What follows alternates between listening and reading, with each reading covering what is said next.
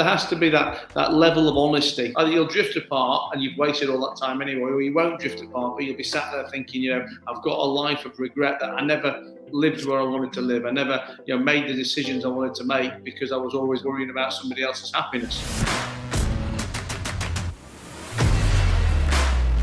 Guys, Matt Haycox here, and welcome to another episode of the Matt Haycox Show. Today, you've got the pleasure of two Matts. You've got Matt Haycox and you've got Matt Nuttall.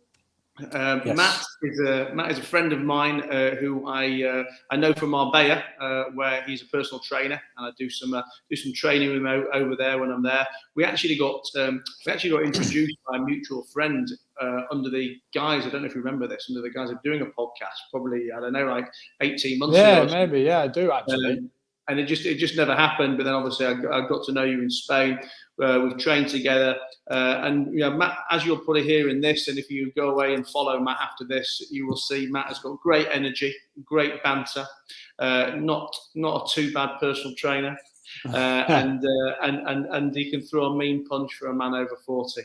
But I wanted to, like I said, Matt's got a journey. We were going to talk today about relentless persistence. We're going to talk about, always striving for more, and about, getting satisfaction from things that you probably never expected to get satisfaction from. I mean, I talk a lot about how people live lives that they're completely unhappy with, that they're scared to make changes, that would take them from unhappiness to happiness, particularly when it comes to moving from one town to another or from one country to another. I think, people always very overcomplicate these. When I moved to Dubai a couple of years ago, people really made a big drama out of it. Like, oh my God, you're moving there, you're not going to like it. You're going into the desert and we'll never be seen again. And to me, it was very simple that I'm moving now because I fancy it.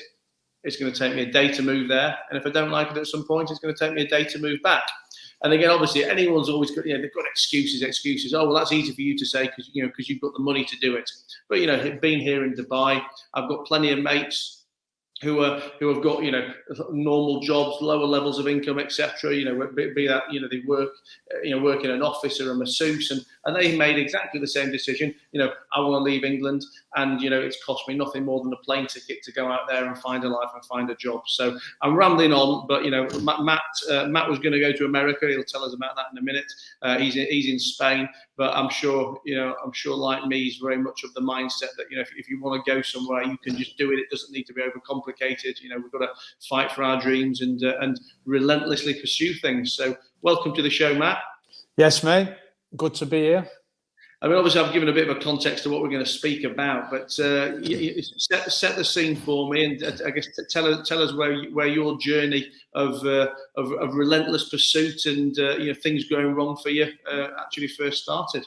I've always been like a dog with a bone when it comes to something that I want, and I want to achieve, and I want to get. So I guess we can go back to meeting the missus, way back 14 years ago. We get married, and then the whole got to get a house, and then we've got to have kids. That's how it's got to be, because that's how it's always been, and that's what we were pushing for so long. We get the house and we start trying for kids, and we run into complications, and these complications went on for 8 years. Now, talk about persistence. We tried for kids for 8 years. We went down the IVF route. It was proper heartbreaking. We had 3 rounds of IVF, and I remember being in the hospital, man, like on the first day, and looking at all these faces in there that were trying for kids, and I remember just seeing so many glum faces in the hospital, and I remember thinking, what the fuck, why are all these people miserable, in this hospital right now? Because they're actually here to be given the gift of life, and now, along with being like relentless and persistent, or something like that, I can also be quite naive, and what it occurred to after the first round of IVF, watching my missus inject herself with, whatever the drugs were, and just the anguish and the misery from that, but also the excitement of like we're going to be parents soon. That was quite exciting, and to see these miserable faces in the hospital was quite kind of weird to me. Until until it failed.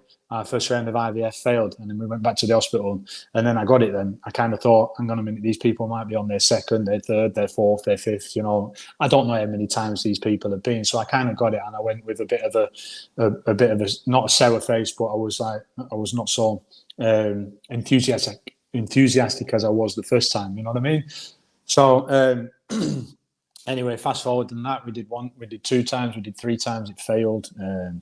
After that, we actually got pregnant naturally. So that was, I mean, you would not believe the amount of random shit that I would have done to get pregnant at the time. You know, I had a friend who swore by. Presumably, you mean the random shit you would have done to get your missus pregnant at the time. Yes, that's right. Well, I had a friend who told me that he swore blind that he got pregnant because he took an ecstasy tablet. So I had an ecstasy tablet in my pocket. I was going to do that to try and get pregnant. Another friend was saying you need to take HCG, and I wasn't going to the hospital for this. I was just like, give me the HCG. What do I need to do? Whatever I need to do to make this woman pregnant so that me and her can have a kid, I will do. You know what I mean? So that's how it was. And I'd done some random shit, you know, and I had enough of tossing off into cups in the hospital and stuff and walking out like embarrassed and that. And have you ever tried getting an hard-on in the hospital? It's really difficult, mate, you know, and especially when there's no 4G signal, you know, and they give you this magazine, right? They also give you like a gay magazine as well, which I found kind of weird. Like there was a normal magazine and a gay magazine. I was like, which maybe some people. Use? I just had a flick through both of them. See, maybe that was the problem, you know. But anyway, right? Fast forward, we get pregnant, we have a miscarriage. It's heartbreaking, and it's just too fucking much. It's just too much. Like I can't do this. I can't see my missus in this state anymore. I can't do it, you know. But all the while, we used to go on holiday a lot, right? We used to go away everywhere, and all the time, every time we went on holiday, we'd be like, I could live there. I could live there. You'll have done it yourself. I could live there. I could live there. And then. So we had some savings, and we said like we should move abroad. Where should we move? Like, and I had someone at the similar time telling me about this boxing gym in Los Angeles in Santa Monica. He's my friend now, Tony Jeffries. If you Google his name, he'll come up. He's massive. He's all over the place, like all over YouTube and stuff. So I end up messaging Tony, and he this was in April 2015. I remember it, right? What were you doing for work at this point? I've been a personal trainer for the past I think it's 17 years. So I was a PT at the time.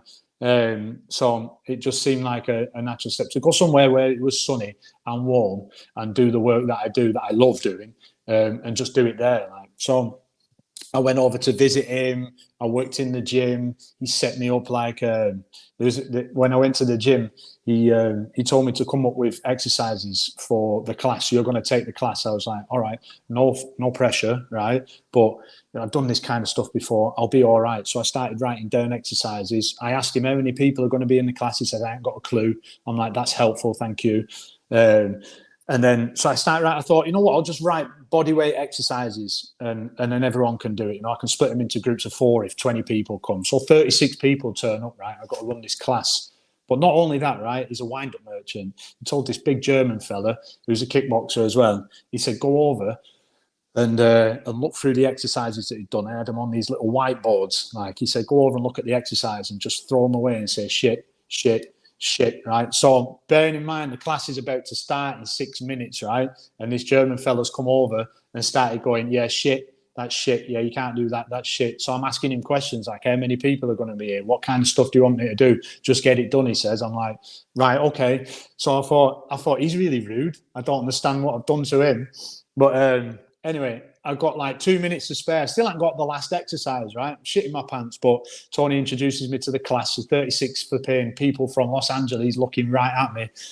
He goes, this is Matt, and he's going to be taking the class today. So I said, hi, guys, nice to meet you all, blah, blah, blah. And then he said, I'll just stop you there. I'm winding you up. I was like, well, I had it done anyway. You know, I think that impressed him, that under that pressure, you really give a shit. I was going to do it anyway, you know. So he wanted me to work there. I started pursuing a visa. I applied for a visa in 2016, I think it was, April. And my lawyer, who was his lawyer in New York, she applied for the wrong visa. She actually registered him to be an American citizen, and we needed to both be the same nationality, which we were, but they used it as an excuse saying that he's now an American citizen, you're not the same nationality. So they pied me off on that visa. That takes me into 2018, I think. So I was like, well, whatever it is, I'll pay more money, we'll get it done. I think after 5 years of trying, I think I'd spent like £18,000 with loss of earnings and going to America and stuff like that on trying to get this visa because I was going to move to America. I think maybe because the IVF thing hadn't worked out, kids thing hadn't worked out. I wanted to make this work so badly that I remember the last day I went into the embassy and they told me, no, you've not, they declined me the visa there and then, this woman, right? And I said, I don't understand. And she said, if you can get back to us today with all the information that we need, which they had on their system, then, so we ran around London. I found the printers. They printed out like a 170-page document. I run back to the embassy. As I get back to the embassy, I remember the woman at security, I said, can I come back in? I need to submit these documents. She said, everybody's gone now. It's closed. And I just looked at her and she was a proper asshole as well. Because I'd made her get up out of a chair and come and press the button to listen to me. And I remember just sitting down, and I just burst into tears. Like she said, Anna said, like, it's going to be okay. It's going to be okay. We'll figure it out. And I was just like floods of tears. And I spent so much money that day just trying to make sure that she was happy still, you know. We went, you know, I said, well, fuck it. We're here in London. We're going to have a good time. We went and watched the Jersey Boys. We went and had some drinks and stuff like that. Went to some nice restaurants and stuff. And, you know, just made the best of it in that situation. And then I think there was nothing I could do. I was waiting 2 years. I waited 2 years for them to tell me what the issue was. I messaged them every single month. I made Tony over in LA. I made him message them every single month without fail, and they never got back to us. And 2 years later, mate, 2 fucking years later, they get back to me and said that they have denied my visa, and it was because I said I worked for a distinguished organisation, but I'm self-employed. So they said I'd lied on my form, right? So I was just like, right, well, there's nothing I can do about that now. But the wanting to move away and live somewhere in the sun, but then lockdown came, right? So then I was like, well, I can't chase anything there. I just have to stay in my house, and you know. Then my job was taken from me. I had no income whatsoever. I couldn't work, so I ended up working security, which was fucking hilarious. I did that for like maybe a year, and then in all that time, remember, like people were getting the jobs back. You could go to work and I was just waiting for him to say that personal trainers can go back to work. So I was excited when he said like personal trainers can go back to work. So I was like, right, let's get this diary full again. Let's get clients back. Let's have a laugh. Let's start helping people again. But every time I'd try and like book them in, it'd be pissing it down. You know what I mean? I'd be like, oh, just give me some dry weather at least, you know? If I could just live somewhere where it was dry, I could train people outdoors, you know? Because Boris had come on and said, like, personal trainers, you can go and work now, but you can only work outdoors. Now, that's not doable in the UK, you know? So I've ended up...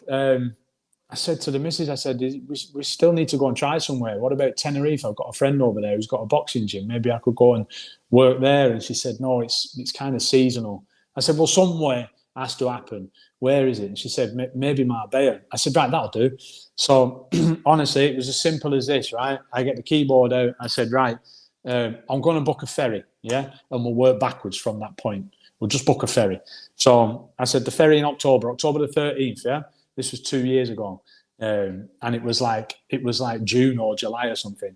I said, right, I booked it, and I pressed enter. It was only £100. I could have cocked on it at any point, but that was just like, maybe that was just like an end point that we could work backwards from. So it was like, right, what do we do now? We've got to sell the house. Sold the house, you know.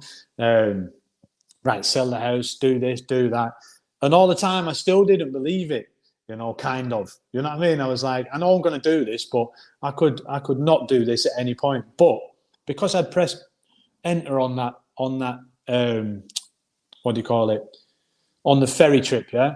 I then started telling people I was going. And when I tell people I'm going to do something, if I don't do it, I feel like a dick. So I had to follow through with it. And, you know, here we are 2 years later in a nutshell, in Marbella, making it work. It's sunny every day. You know, it's been super difficult. I won't lie. It's not like I'm comparing everything business wise to 9 years worth of building up a business in England, you know. Did you know anyone when you went to Marbella? I mean, did you have a gym to go to, a job to go to?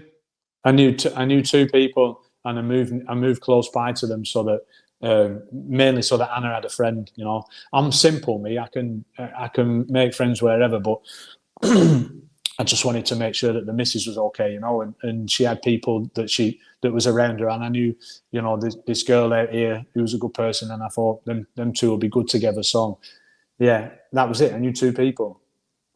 And okay, so I've been making notes while you've been talking. You probably think I've been sat here writing emails, but I've really been making notes of what you're saying, because I guess, you know, listening to your story, 4 or 5 or 6 different things have come up for me that I think we can probably, you know, ask a question or dig deep into, because I always describe my podcast as, you know, an organic conversation with, you know, with interesting people who've got a story to tell, but then at the end of it, there's some kind of actionable advice that my listeners or my viewers can actually take away with them. So going in reverse order here, because you just talked about being happy, making sure the missus was happy.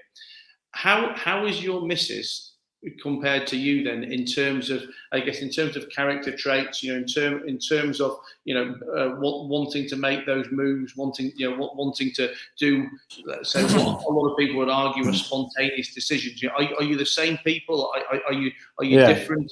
And how important has that been in you kind of getting where you want to be?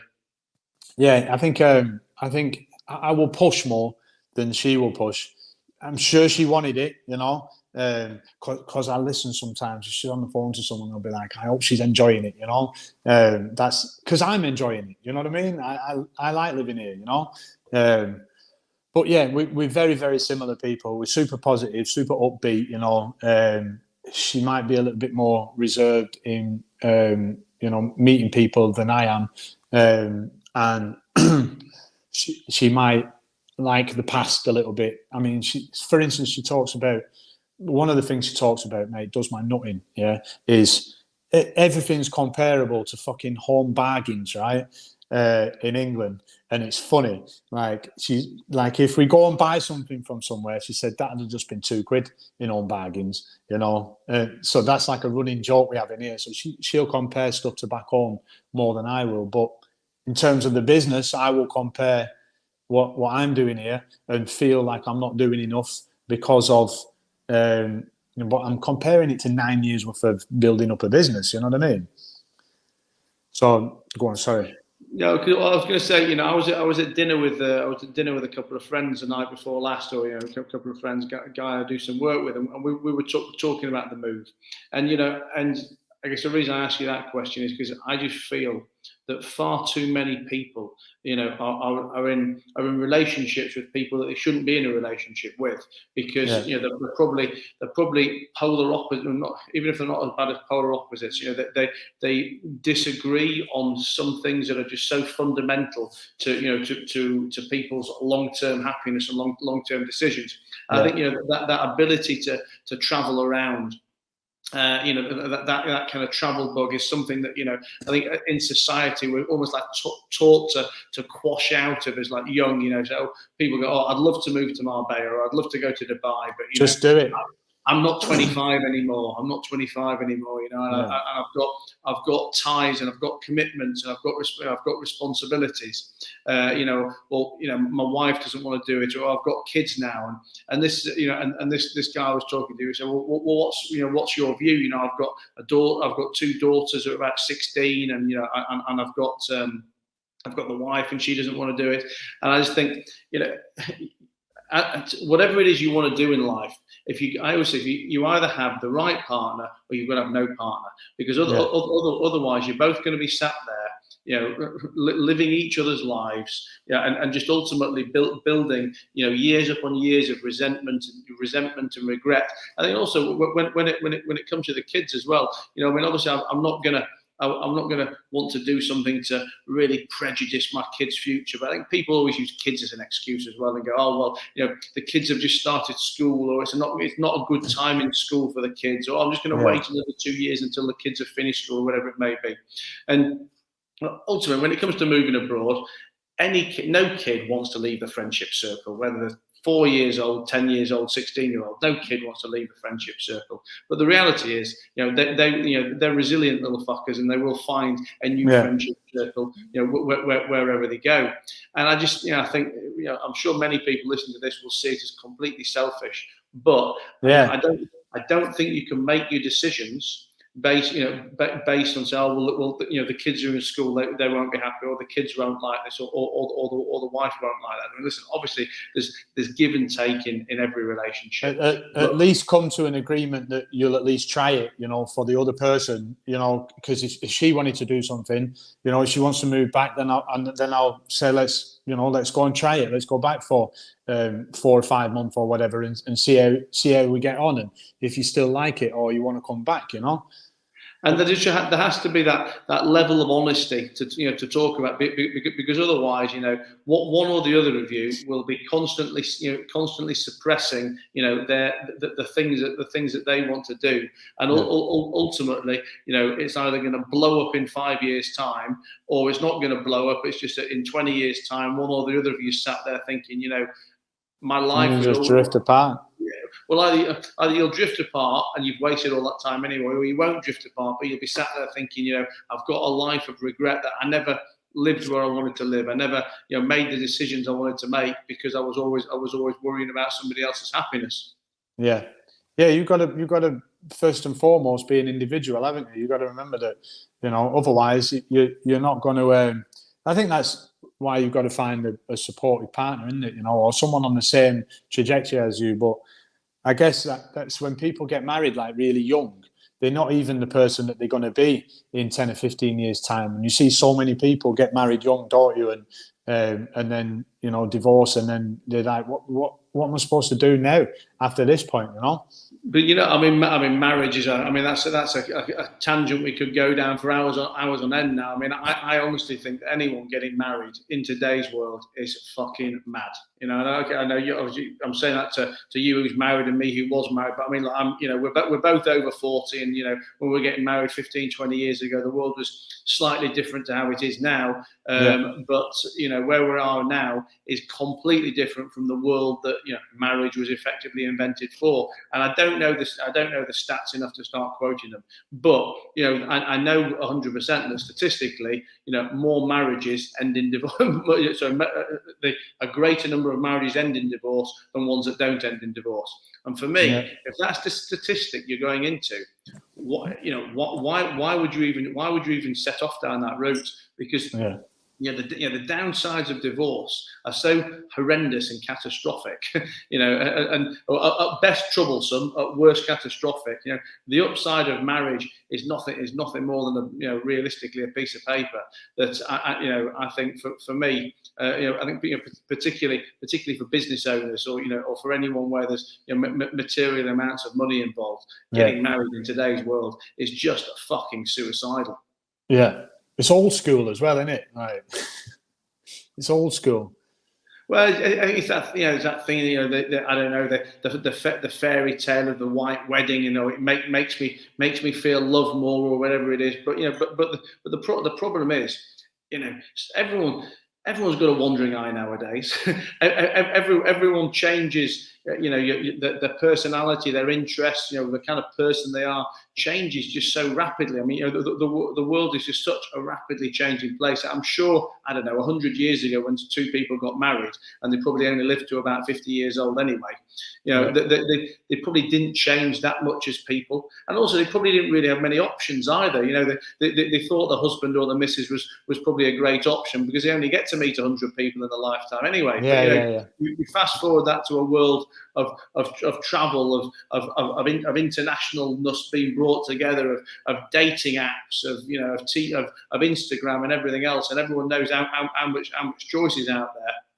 Now, rightly or wrong, I'm not saying it's right or wrong here that people should be up to no good or people should be fickle or whatever. But the reality is, people are just exposed to so many options that the chances of two people staying on the straight and narrow for 40, 50, 60, 70 years is verging on an impossibility. I think each year we go forward, each 5 or 10 years we go forward, it's just going to get less and less and less likely. I mean, we've gone off on a serious tangent there, haven't we?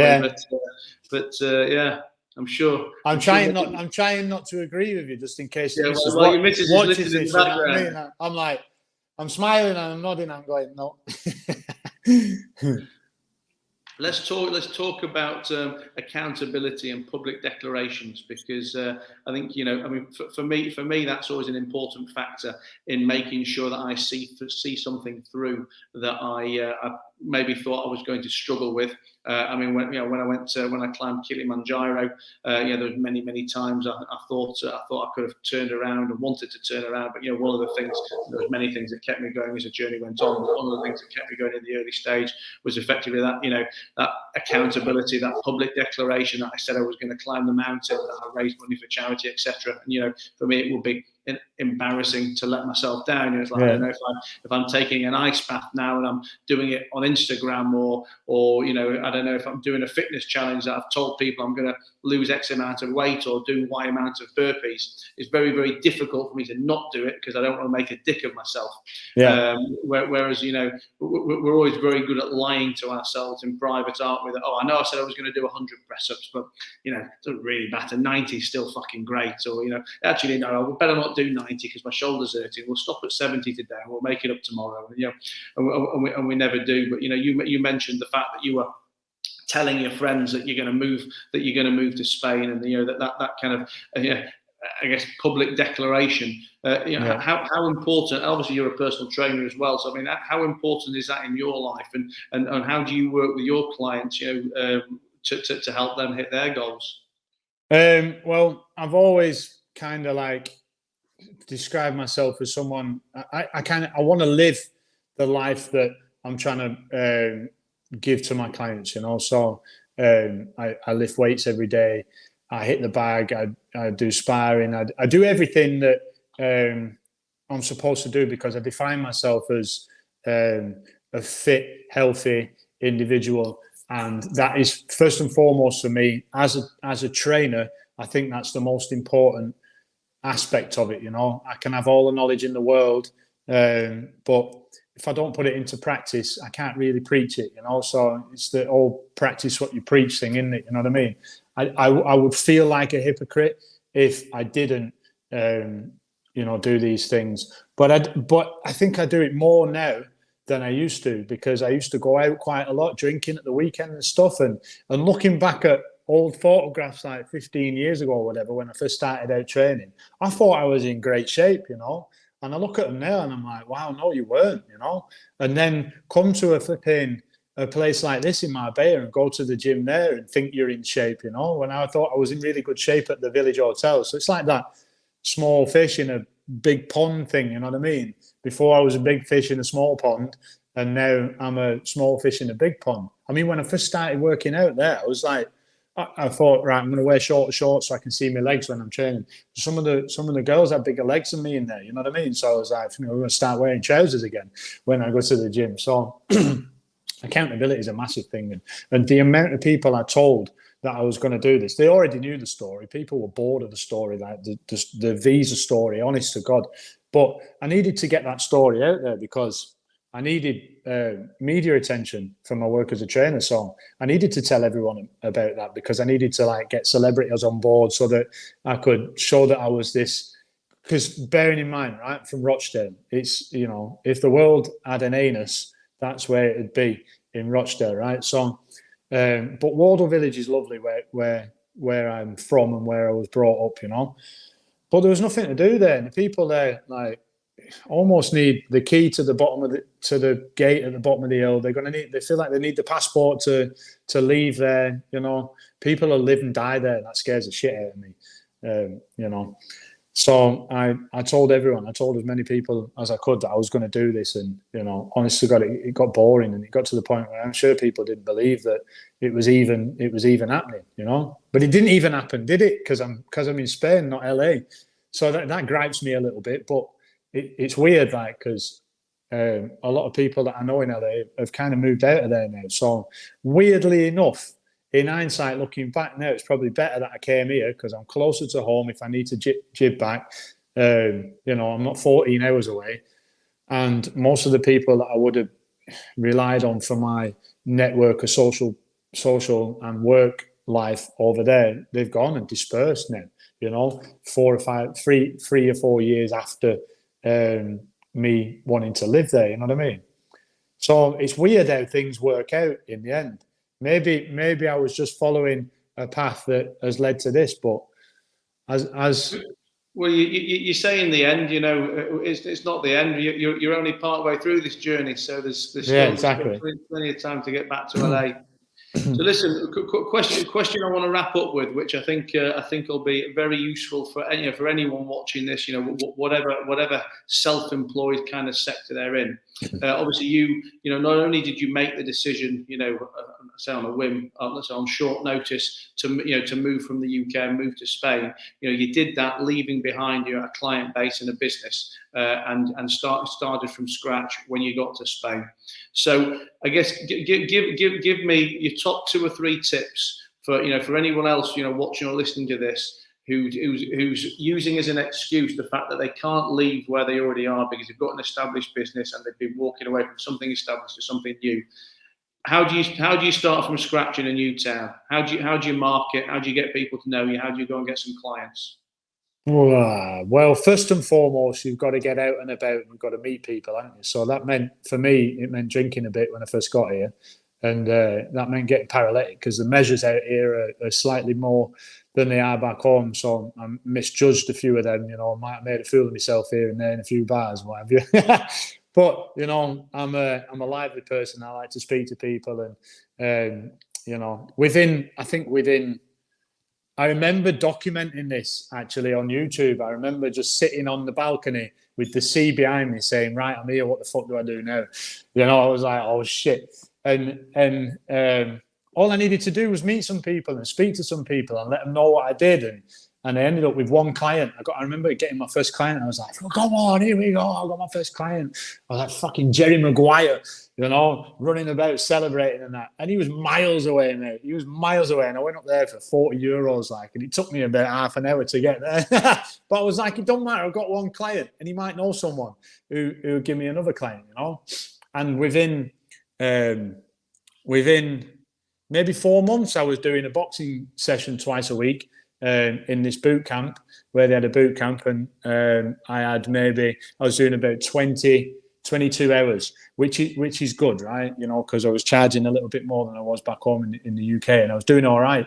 But I would say to people that, and this is funny because if you'd have told me 10 years ago that I could make a living online from training people online, I'd have told you to shut up and stop annoying me with your pictures of your fucking Starbucks and your laptop in front of some beautiful scenery telling me to live the laptop lifestyle. I found it patronizing, you know, because everyone was younger than me. I was like, shut up.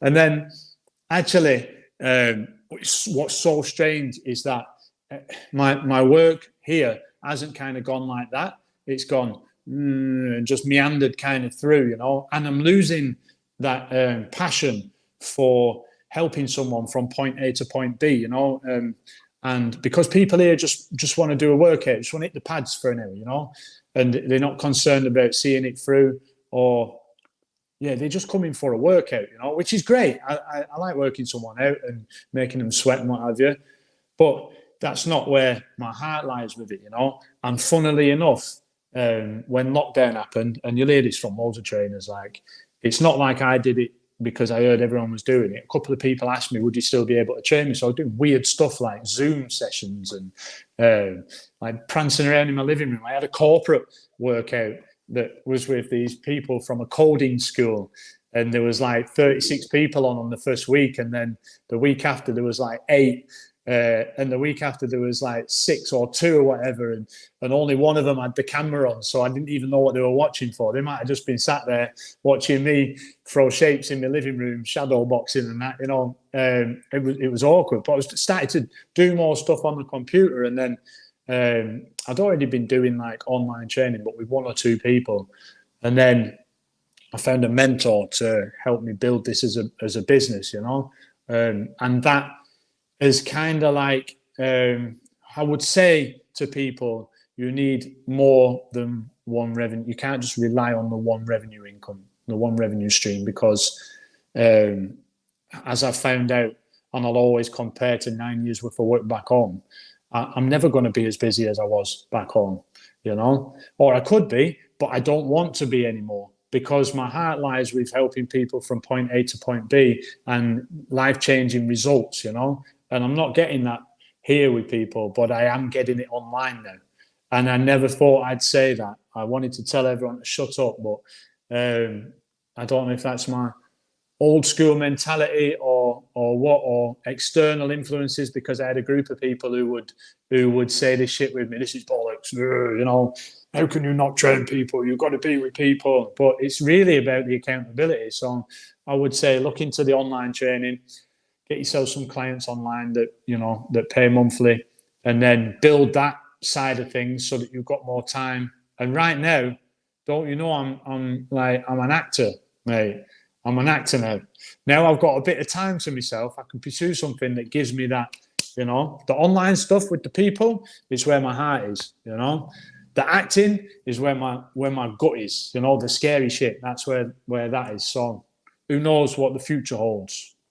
Well, maybe this time next year we'll sit down and we can talk about your acting career and another change. I guess, you know, for me, you know, the key takeaways, you know, particularly when it comes to what you're saying about the online training and how against it you were, you know, it's just that importance of the flexibility, you know, the open-mindedness, you know, the being ready for any challenge, you know, prepared to have a bash at anything. I mean, you mentioned earlier in the conversation that, you know, you were doing security work at the beginning of COVID. You know, I assume you were doing security work because, you know, you needed to put food on the table, and exactly. You do whatever it takes to you know, to be able to provide for you and the missus. Whereas, you know, far too many people are sat out there moaning like fuck, you know, waiting for a handout, you know, complaining, and, you know, we can all complain about our circumstances. We can all complain about the government, you know, the hand we've been dealt. But, you know, ultimately, you know, no one's in charge of our destiny. No one's in charge of our present and future like we are. And you've got to do what it takes. You've got to have that open mind. You've got to be flexible. Yeah, it's all up to yourself, isn't it? At the end of the day, regardless of anything else, going on, it's you. It's you.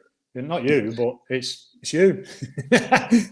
Well, listen, on that, we're going to wrap up. And I think, as I said at the beginning of this, you know, Matt's got great banter, so he's going to tell us where to follow him, because he posts some very entertaining Instagram videos, some reels and TikToks and things, you know, that show life in the very funky. Show what's going on in here. But yes, go on, Matt, just to tell everyone where they can find you, where they can follow you if they want a bit of entertainment or online gym coaching. So it'd be Instagram, Matt Nuttall Fitness, and then YouTube, just Matthew Nuttall. And if you just Google my name, it'll come up somewhere. Apart from this one dude who's a photography dude, right? He's not me, but he's number 1 on Google for some reason. I don't know why. But I'm just below him. Well, listen, Matt, it's been great to have you guys. As always, I am the Matt Haycox. That's TheMattHaycox on all channels social. And I will look forward to seeing you again next week with another great guest. Matt, thanks a lot for being here. Perfect. Thank you, mate. Appreciate that.